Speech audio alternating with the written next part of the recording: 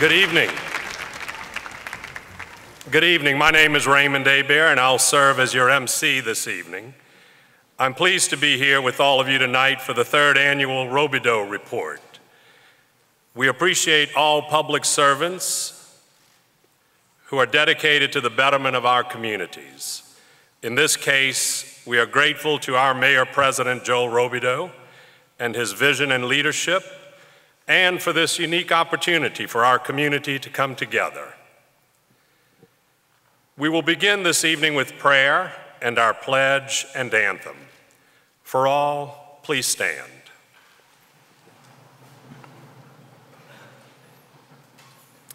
To lead us in prayer, I welcome Pastor Ken Lazard of the Destiny of Faith Church.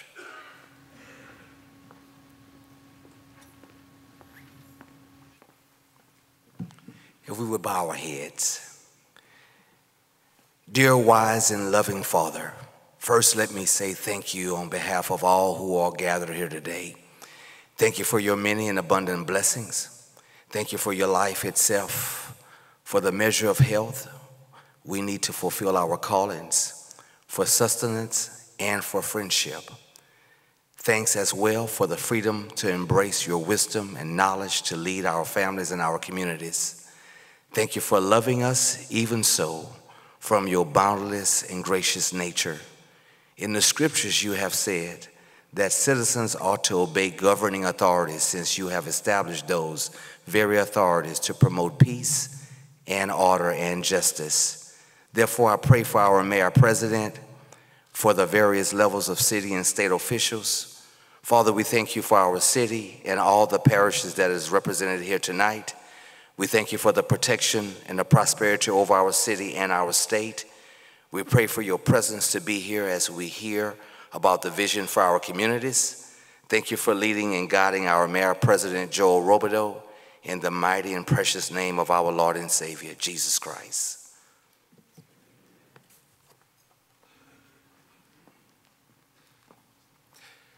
We are honored to have with us Ronald Crowley with the Military Order of the Purple Heart to lead us in the Pledge of Allegiance. Mr. Crowley is a native of Lafayette and served in the United States Marine Corps with valor, having completed 2 combat tours in Vietnam and received multiple Purple Hearts for wounds accrued in battle. Thank you for your service, and thank you for leading us in the Pledge of Allegiance this evening.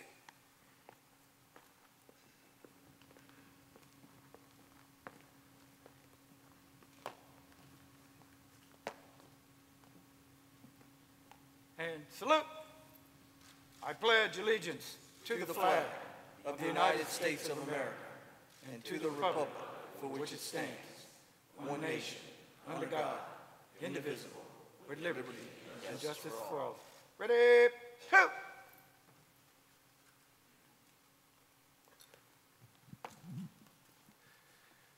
Singer-songwriter Sarah Duguay was a breakout performer at last year's Solo Songwriters Festival. Tonight, she's here with us to sing our national anthem.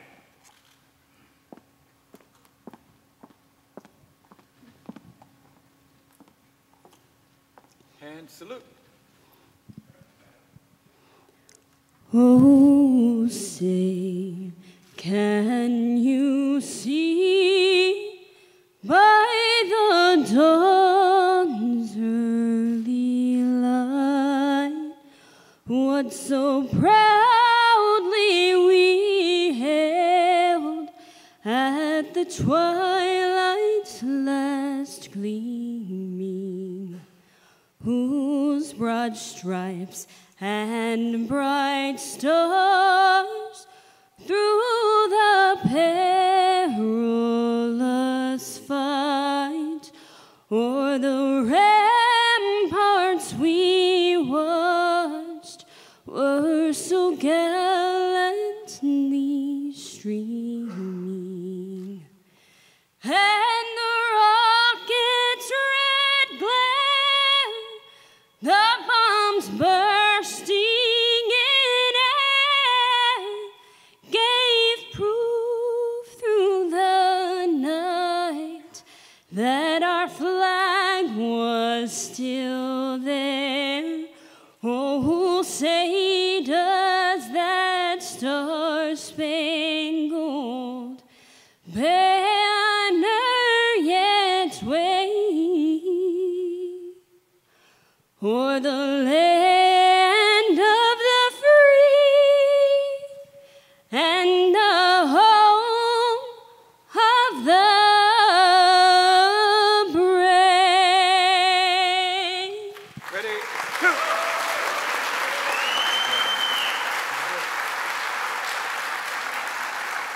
Thanks to you all. Please be seated.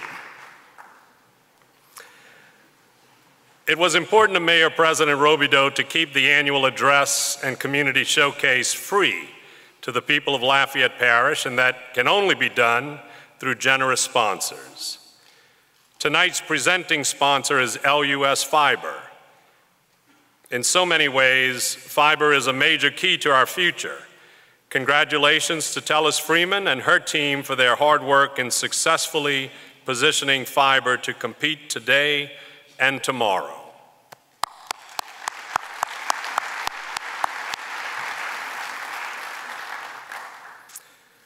Our platinum sponsor is Southern Lifestyle Development. Thank you to SLD for their continued support of the Robideaux Report.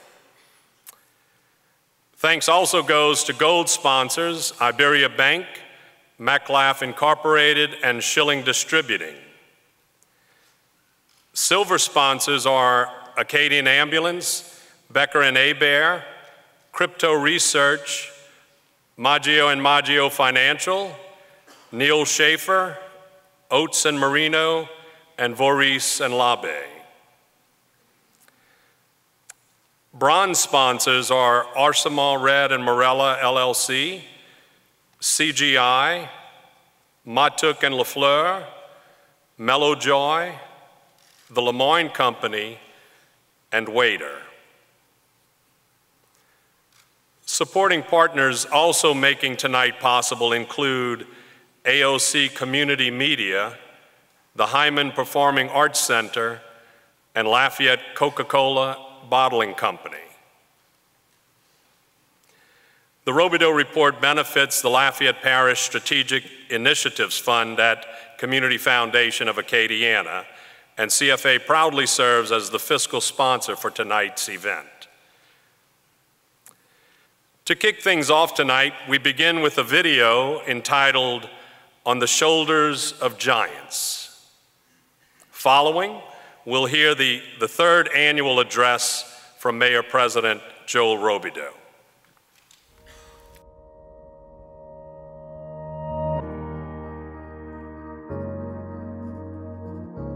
Lafayette Parish is the hub of Acadiana.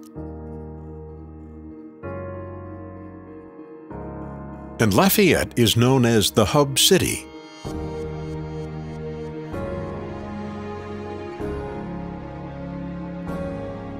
That has meant different things at different times in our history, as those who came before us faced the opportunities of their future and the challenges of their day.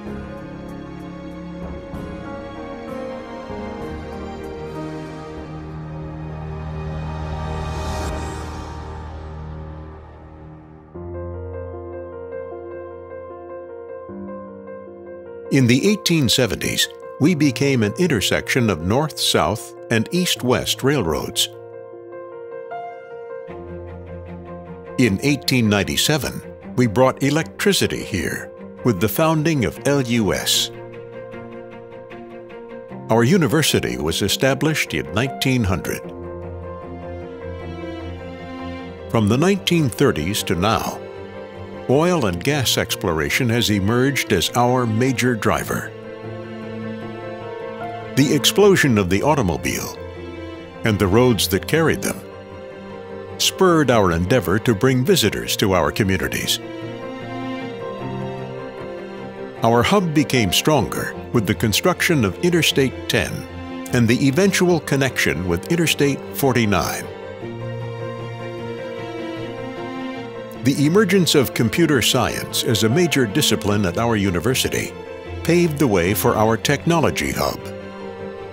Our pioneering fiber ring brought gigabit broadband availability to businesses and homes.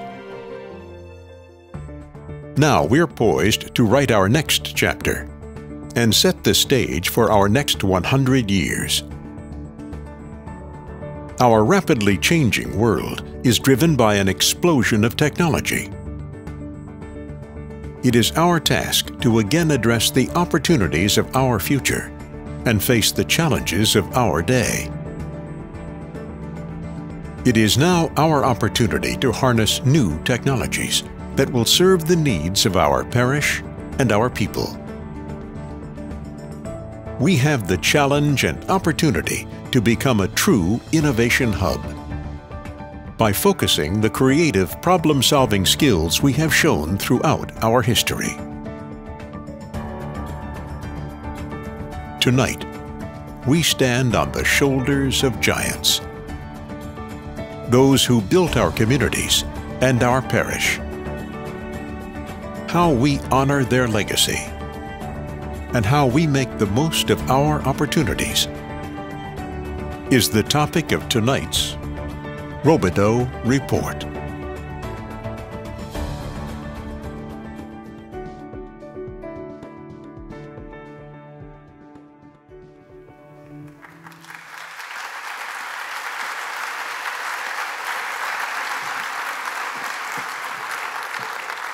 Hello, everyone.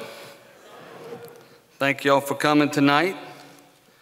I know Raymond did, but I also want to thank the sponsors because as much as anything else, it allows us to remain a free event, which I think is very important.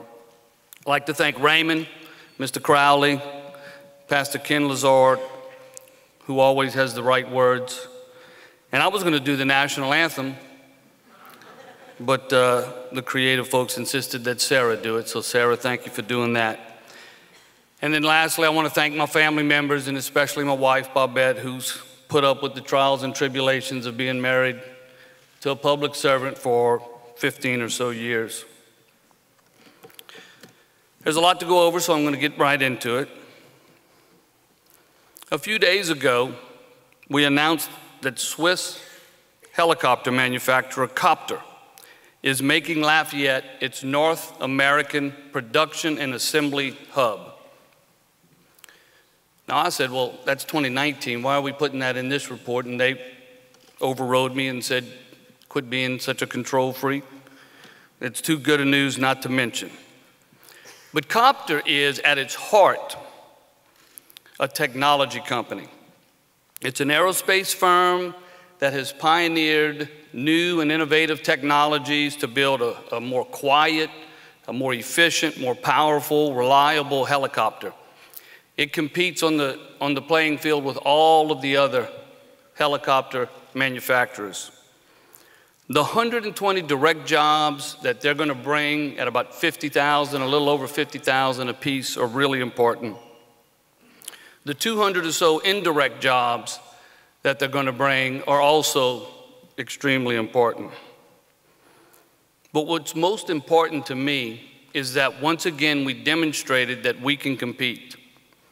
When all of our local stakeholders work together, LEDA, One Acadiana, our visitor center, the university, the community college, the administration, the council, we can compete. When we choose to work with our legislative delegation and the Department of Economic Development and the governor's office, we compete.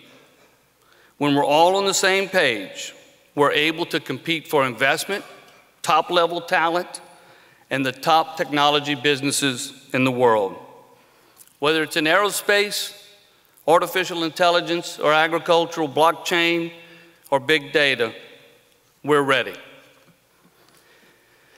I'm proud to have authored the legislation in 2015 that modified how aircraft manufacturers would be taxed. And it positioned Lafayette to be more attractive as it relates to the tax environment that we operate in, and that now that legislation is being utilized by Copter. Importantly, Copter looked at 38 cities across America and they chose us. Chris Moe was told by everyone that if he wanted to be successful, he was going to have to relocate Wader. But he chose us and proved them wrong. CGI could have expanded to any one of the 70+ U.S. locations they have, but they chose Lafayette. LHC Group chose us over Louisville, Kentucky. And Louisville's on the Bourbon Trail. That should tell us something about what we can achieve when we have vision, drive, and when we all work together. And for every one of these wins, the next one gets even easier, because that company looks at who else is invested here. Make no mistake, when Lafayette is being considered as a possible location, the fact that CGI, Wader, LHC Group, Stuller, Acadian Companies, PHI, Schumacher Group, and now Copter chose to locate here plays a significant role in telling our story. I've committed to a vision of innovative initiatives that will leverage our local technology assets and attract talent, investment, and firms across a range of industries. AI, big data, blockchain, digital assets, IoT, machine learning, open data. Tens of billions of dollars are being invested globally in these technologies. The question is whether we will shape our own destiny or will we be left behind. Governments have to evolve. Communities have to evolve. And that's a challenge when you're kind of satisfied with what you have. But a failure to evolve ensures that you're going to be part of what's now being referred to as the digital rust belt. Day in and day out, it's easy to find comfort in our own opinions. It's easy to make things political, easy to question the motives of others, easy to put on a tinfoil hat. It's easy and lazy to be a naysayer. What's difficult is to have raw, honest conversations. These conversations aren't easy, but they're necessary. And the quality of those conversations will determine how well we succeed. Throughout 2018, we've worked with teams from Adoxio, KPMG, IBM, and Microsoft to identify how we can develop into a more transparent, accountable, and efficient government. Transparency, accountability, efficiency will all lead to more trust and allow LCG to better meet the needs of our citizens today, tomorrow, and into the next century. Microsoft has a citizen engagement, a suite of citizen engagement applications, and has provided us with over 40 recommended initiatives. I commit to work with the council to begin investing in these initiatives. Tonight we have some folks from KPMG that are here, and I'd like to welcome and thank them for coming into town. Charles Kennedy and Eric Labrada. I can't see anything because the spotlight's in my face, but thank you for being here. It really means a lot because we've worked hard over the course of the last year or so to get these initiatives identified. And importantly, these guys are telling us that the Lafayette story is the type of story that the nation would be interested in. And they want us to be the place where these initiatives are rolled out so we can then tell that story and inspire other communities. What I ask of you tonight is simply to stand on the shoulders of those that came before you and engage in the process. Become a part of the solution by making your voice heard and demanding that we don't allow our community to become part of that digital rust belt. In my opinion, our failure would be worse than other communities. And that's because we've been given this incredible set of tools to work with. Those before us have set the bar high, but they've also provided us with a platform to succeed. So for everyone here and everyone that's tuned in, figure out your role and join me in moving us forward and establishing Lafayette as a hub of entrepreneurial talent and innovation. LUS has to evolve just as government and communities do to continue to be our source of electricity, or they'll just become a customer of larger electric providers. A municipally owned utility system that doesn't generate its own electricity is really not much more than a maintenance and billing company. As I asked at last year's Robideaux Report, how do we want to meet our future generation needs? Will we generate our own electricity, or will we purchase it from someone else?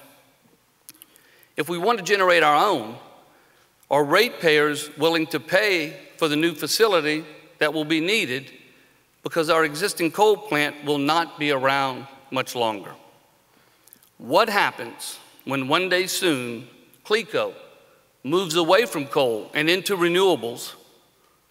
They currently operate the coal plant for us, but that's only because it makes financial sense, because they own part of it and they serve as an owner-operator. Our community needs to have this difficult conversation so that the best possible solution emerges. One that doesn't burden us with unmanageable debt, but also continues the legacy of ownership and generation. Our current director, Jeff Stewart, has started to change the culture within LUS by committing to an open and public conversation regarding the development of LUS's Integrated Resource Plan, their IRP plan. Now that's just fancy, but incredibly important way of saying that the public will be invited to help determine LUS's plans for the future and where we plan to get our electricity. In the spring of 2018, the Public Service Commission of Louisiana learned that our utility system had paid about $1.7 million to our fiber system over a 7-year period for services that were never connected by the utility system. Now the PSC is auditing us, and we'll provide the results of that audit soon. It certainly was an unwanted challenge, but there is a silver lining. Because of that incident, we were able to split fiber into its own department, separate from the utility system. With that reorganization, LUS Fiber got its own director, Teles Freeman, and is now operating with the autonomy and independent oversight that a $50 million annual enterprise should have. But even the LUS Fiber has to evolve and continue being our area's technological calling card. As new technologies continue to emerge and mature, LUS Fiber will have to expand and diversify its revenue stream to remain competitive. I'm confident we'll succeed because we address the real challenge head on and put people in place to anticipate what those opportunities and challenges will be. Speaking of opportunities, President Trump's Tax Cuts and Jobs Act of 2017 included unprecedented tax benefits for investing in low-income communities. I was given very specific instructions not to go into detail on what the capital gains tax rates and the benefits that exist, so I'm going to skip over that part and just say that the specific provision was dubbed Opportunity Zones, and it provides a 3-year window for communities like Lafayette to recruit investment and developers. I'm proud that we were the first community that reached out to Louisiana Economic Development and the governor's office about these opportunity zones. Our efforts contributed to Lafayette getting 7 census tracts designated as opportunity zones. To let you know how important this could be, the U.S. Secretary of the Treasury estimates that over $100 billion is going to be invested in these zones over the next 3 years. Locally, we have community leaders, developers, financial advisors, and others throughout Lafayette Parish that are leading Louisiana's efforts to ensure that we take full advantage of the opportunity we've been afforded. And I'd be remiss if I didn't give a special thank you to Monique Boulay and her staff for their efforts with the Acadiana Planning Commission. Her and her organization have done an incredible job of making sure that Lafayette is the community leading the way. Downtown Lafayette is one of our opportunity zones and is already seeing the benefits. As most of you know, the old federal courthouse on Jefferson Street has sat dormant and blighted for almost 20 years. Working with the council, we were able to sign a contract in 2018 that will put this property back into commerce. When that happens, it'll start generating much needed property taxes. Construction is scheduled to begin this summer, and I'm confident that this one project will serve as a catalyst for much more investment downtown. And more development downtown means more parish property taxes for our schools, the sheriff, LCG, and other governmental agencies, all without raising anyone's taxes. And unlike development elsewhere, without having to build a road or a new water line. We also saw the opening of Rock and Bowl and Dat Dog, which signaled to others that downtown Lafayette was a good investment. Both of those entrepreneurs took significant risk and invested millions of dollars. So thank you to Johnny and Constantine for your confidence in Lafayette. And as this next video will show, they did it at a time when it may not even been that great an idea. The sustained decline in energy prices has seriously impacted our local economy. Lafayette Parish led the nation in job loss in 2015 and 2016. Overall, we lost 20,000 jobs. In October 2015, unemployment was at 5.7%. In January 2016, it had risen to 6.3%. Unemployment peaked in June 2016 at 7%. During late 2017 and through 2018, we've seen growth in tourism, hospitality, technology, and healthcare. Unemployment in December 2018 fell to 3.9%, the same as the national rate. In the 1980s, we were about 70% reliant on oil and gas. Today, that number is 32%. Over the next 5 years, we commit to reducing that reliance to below 25% by continuing to grow and diversify our economy.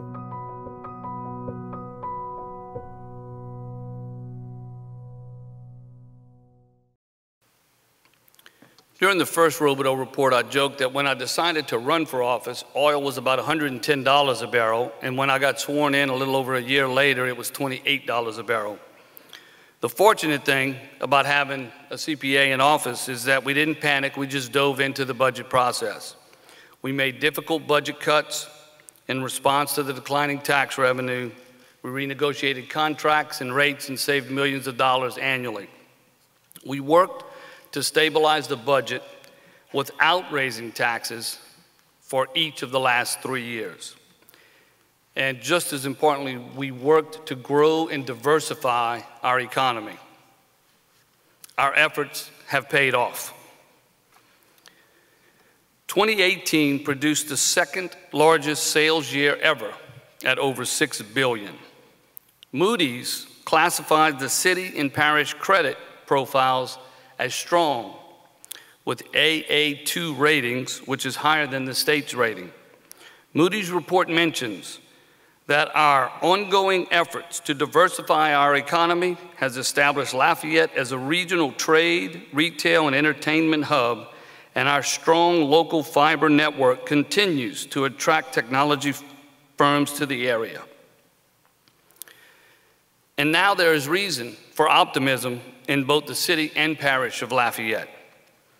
Tax collections are improving and trending upward. For the first 4 months of this fiscal year, both city and parish sales tax collections are up when compared to last year.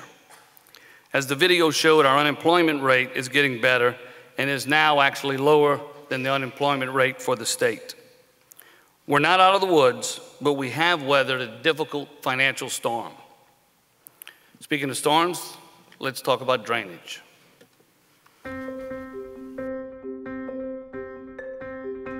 Lafayette's drainage system of coulees and channels suffered a backlog of overdue maintenance stretching back over a decade. This backlog contributed to the severity of our August 2016 flooding. In 2017, voters rededicated funds from an existing millage, yielding $9 million, and an additional $2.5 million per year for 5 years, totaling $21.5 million. Using an online project dashboard, the public can follow the progress of each project. Categorized as Group A, engineers identified 27 high-priority projects based on need and potential impact. Design, bidding, award, and construction is underway, utilizing the $9 million in immediately available funding. By the end of 2019, we'll have about 64.4 miles of clearing and maintenance, returning laterals to their natural flow. Group B, an additional 24 projects, will begin as funding comes in, utilizing the rest of the original $21 million. Completing these projects will allow us to have the larger conversation about major capital projects needed to fully address the problem. Contributing to the severity of flooding is the buildup of sediment in the Vermilion, highlighting the need to dredge the river. Working with Congressman Clay Higgins and the Army Corps of Engineers, an agreement in principle has been reached for funding and a work plan to dredge the river. However, an official objection has been lodged. Those concerns must be addressed by the Corps of Engineers before work can begin. Our regional watershed is a critical element of ensuring natural flow and water quality in the Teche-Vermilion Freshwater District. A 4-parish millage, essential to maintaining the infrastructure that ensures fresh water to the Teche-Vermilion, is up for renewal on May 4th. Without this renewal, the Vermilion will become stagnant, polluted, and likely trigger millions in fines and additional costs for cleanup at taxpayer expense. By addressing our backlog of overdue maintenance and issues facing the Vermilion and our watershed, we give ourselves the best chance to avoid catastrophic flooding in the future.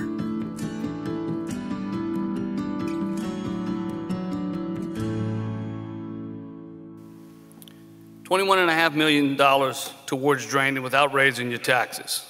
But we have to acknowledge that there is more work to be done. For instance, our drainage department provides maintenance and improvements to approximately 1,400 miles of city-parish roadside ditches, 300 miles of subsurface drains, 850 miles of unimproved coulees, and about 40 miles of underground and cement concrete-lined coulees. Let me put that in perspective. These folks are maintaining ditches and coulees that would stretch from Lafayette to Chicago and back, with a side trip to Houston and back. So I think we should all give our public works and our drainage department a huge round of applause as a thank you.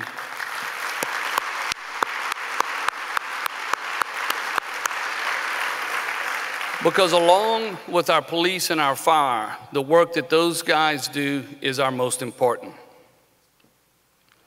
At the same time that the Drainage Initiative was passed, the CREATE Initiative was established. It's helped diversify our economy and fostered Lafayette's brand as a cultural hub to a global audience. As much as anything, CREATE ensures that the quality of life demands of the new millennial workforce are met. If we are not a place that can meet those demands, we cannot compete. In 2018, we partnered with the Buddy Holly Educational Foundation on their first U.S. Songwriter Workshop. We hosted a global music convention, and we built out a community calendar with our tourism office. Sarah, who sang earlier, is one of our shining stars as it relates to the CREATE Initiative. Additionally, we were able to attract 3 film production companies to locate in Lafayette, and they will shoot over a dozen films in the Lafayette area. Now, I don't know if that includes a sequel to the Christmas contract. I have not gotten a call. I don't know if that means they're just not ready or if I just was that bad. For 2019, we're going to focus on the R in create, which is recreation. We're currently looking into enhancements at our parks and recreation facilities, and whether that means new experiences that attract national audiences or upgrades to existing facilities, the goal of create is the same. We want to invest those tax dollars in projects that are impactful to our citizens' quality of life and that have an identifiable return on investment. Before I wrap up, I want to talk about puppies and kittens. I made a campaign promise in 2015 that we would work toward converting our animal shelter into a no-kill shelter sometime in 2020. I want to thank the council for their efforts, because without the ordinances that they passed, we would not be where we are today. Acadiana Animal Aid, Spay Nation, Friends of the Lafayette Animal Shelter have worked tirelessly with our staff to help us reach our goal. Last year alone, they rescued over 750 potential pets from our shelter and placed them in homes. All three of these groups are represented at the showcase after my presentation, so please stop by their booth and thank them.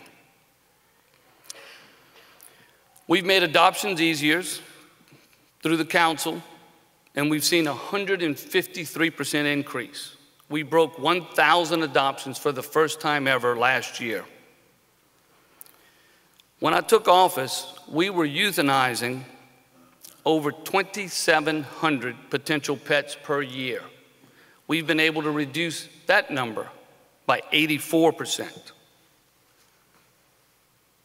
Worded more positively, our live outcomes for dogs and puppies have increased from 47% to 86%, and our live outcomes for cats and kittens has increased from 9% to 89%. All this to say that we're well on our way to a no-kill shelter. On a side note, Acadiana Animal Aid has a plane ready to fly out this Saturday to transport 232 pets to their new homes. But they need a little help funding this massive transportation operation. Any amount helps, but ideally, stop by their booth at the community showcase and purchase a boarding pass for one of these pets, one animal, $50. When I took office, I put plans to build a new shelter on hold because I wasn't going to waste taxpayer money on a new building just to put animals down. I committed to revisiting those plans once we were making progress toward a no-kill shelter. I'm thrilled to announce tonight that beginning tomorrow, we're going to dust off those plans, look at best practices across the country, and begin the process of building a world-class facility.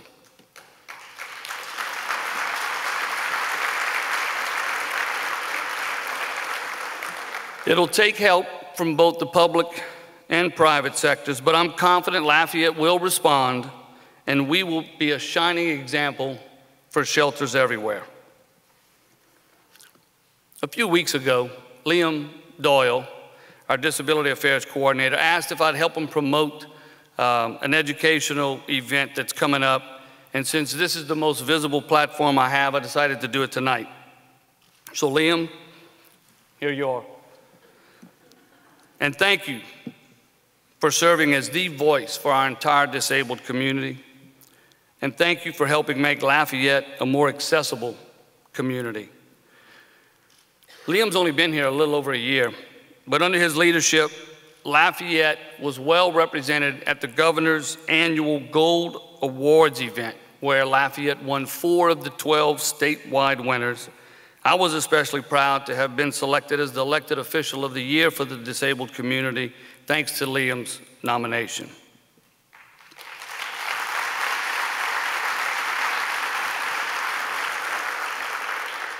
And finally, Sidra Wingirter has put together this incredible annual report, and anything I missed tonight is probably included in the annual report, which can be picked up either in the lobby, at the showcase, or online at LafayetteLA.gov. I have to thank Sidra and Catherine and Blair and Joe for helping me prepare for tonight and making sure that it went smoothly and making sure I didn't say anything too stupid. I want to thank everyone that came tonight for participating. I know you'll enjoy the showcase in the back because it's just a great reminder of all the incredible things that we have happening in Lafayette. So thank you everyone for coming and enjoy the community showcase.